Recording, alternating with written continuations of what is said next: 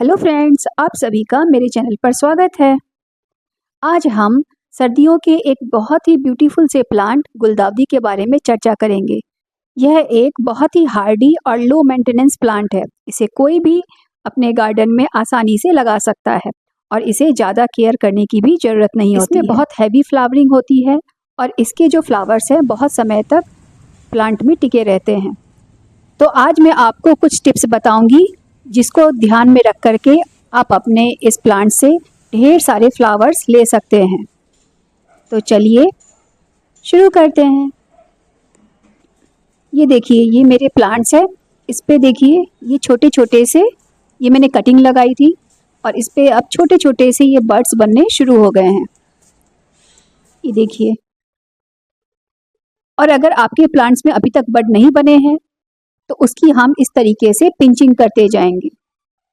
Pinching करते रहने से एक जगह से, जहाँ से हम पिंचिंग करते हैं वहाँ से 2-3 ब्रांच इसकी निकलती हैं। तो इसमें जितनी ज़्यादा ब्रांचेस निकलेंगी उतनी ही ज़्यादा मात्रा में इसमें बड्स आएंगे।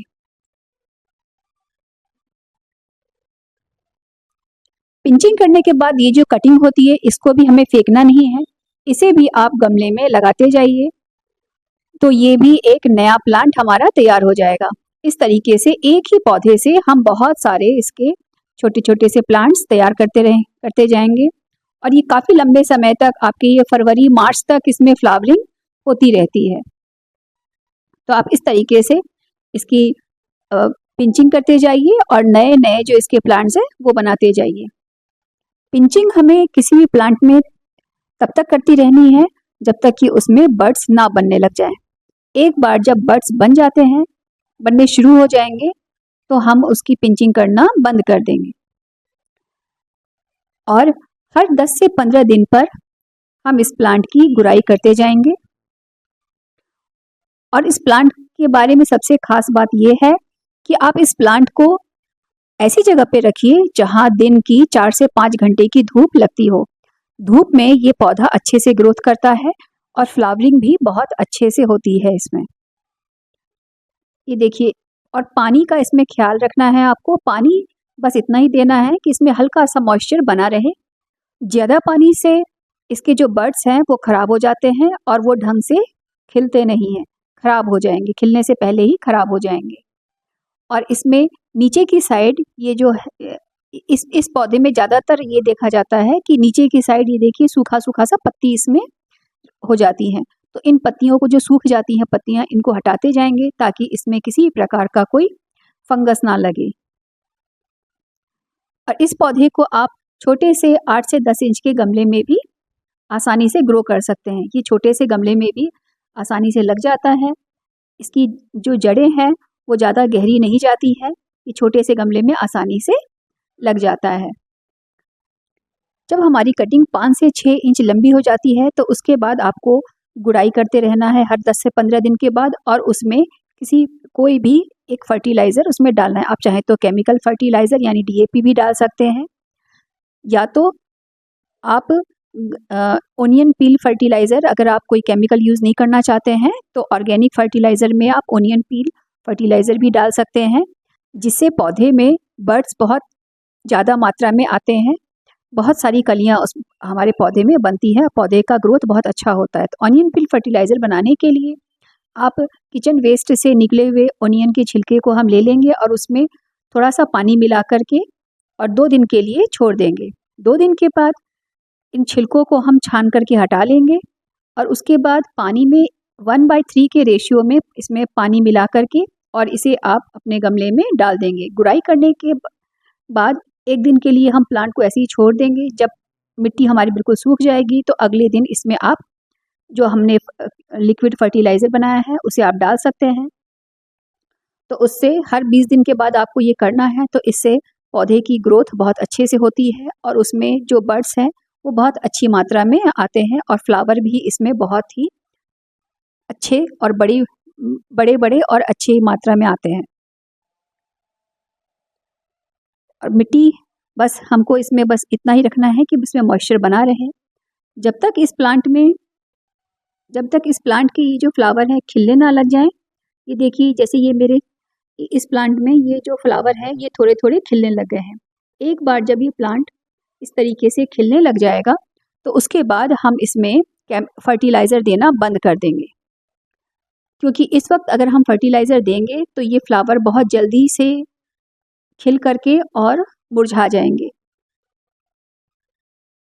इसीलिए बस इसमें आपको सिर्फ पानी ही देना है, पानी का बस ध्यान रखना है। जब मिट्टी सूख जाए तो हल्का सा बस इसमें मॉइस्चर बना रहे इतना ही पानी देना है, क्योंकि अभी अगर हम फर्टिलाइज़र देंगे तो इसमें बहुत जल्दी जल्दी ये फूल खिल करके और मुरझा जाएंगे, तो वो अच्छा नहीं रहेगा। तो इसीलिए जब तक इसमें कलियाँ खिलती नहीं हैं, जब तक बर्ड्स जो हैं इसमें खिलते नहीं हैं, तब तक ही आपको हर 15-20 दिन में इसमें फर्टिलाइज़र देना है। और एक बार जब कलियाँ खिलनी शुरू हो जाएं तब आपको फर्टिलाइज़र देना बंद कर देना है। ये देखिए, पिंचिंग करते रहने से देखिए हमारे प्लांट में इतनी सारी ब्रांचेस बनी है और उसमें बर्ड्स भी बहुत ज़्यादा मात्रा में आए हैं। एक और फर्टिलाइज़र है जो विंटर फ्लावर्स के लिए बहुत ही अच्छा काम करता है, जिसे हम सुपर फर्टिलाइज़र भी बोल सकते हैं। वो है मस्टर्ड केक का फर्टिलाइज़र। मस्टर्ड केक या सरसों की खली ये कहीं भी बहुत ही आसानी से मिल जाता है। इसमें बहुत सारे बेनिफिट होते हैं। मस्टर्ड केक में आपको NPK, नाइट्रोजन, फास्फोरस तो मिलता ही है, और इसमें बहुत सारे माइक्रो न्यूट्रिशन भी मौजूद होते हैं जो पौधे की फ्लावरिंग के लिए बहुत ही अच्छा काम करते हैं। आपके पौधे भी हेल्दी होते हैं और उसमें फ्लावर भी बहुत अच्छे से बनते हैं। तो उसके लिए सबसे पहले हम मस्टर्ड केक को हमने पानी में भिगो लिया है। 1 या 2 मग थोड़े से पानी में आप मस्टर्ड केक को डाल करके भिगो करके और ढक करके रख दीजिए कम से कम 2-3 दिन के लिए, और उसके बीच बीच में उसको हिलाते भी रहेंगे और उसे ढक करके रख देंगे। 2-3 दिन के बाद 1/3 के रेशियो में इसे हम पानी में मिला लेंगे।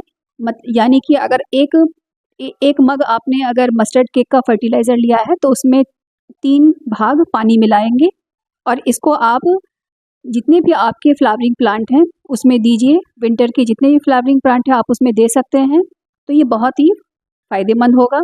ये देखिए, ये हमने गुड़ाई किया था और 1 दिन के लिए हमने इसको छोड़ दिया था। तो ये मिट्टी देखिए इन पौधों की बिल्कुल सूख गई है।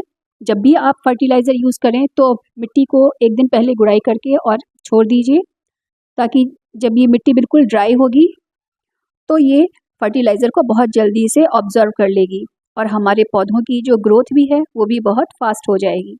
तो आप हर 15 से 20 दिन में इस तरीके से पौधे में फर्टिलाइज़र का यूज़ कर सकते हैं। आपको जो फर्टिलाइज़र यूज़ करना है आप अपने हिसाब से कर सकते हैं।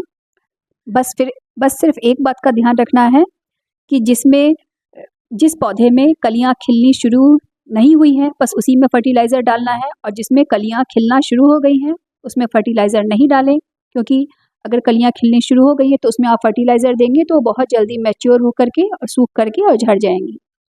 इसीलिए जिसमें अभी कलियाँ बनना शुरू हुई हैं तो आप उनमें ये डालेंगे तो उसमें बहुत ही ज़्यादा मात्रा में फ्लावरिंग होगा और आपका गार्डन फूलों से भर जाएगा। तो आपको ये मेरी जानकारी कैसे लगी प्लीज़ मुझे कमेंट करके बताइएगा, और मेरे चैनल को लाइक कीजिए और सब्सक्राइब कीजिए। Happy gardening.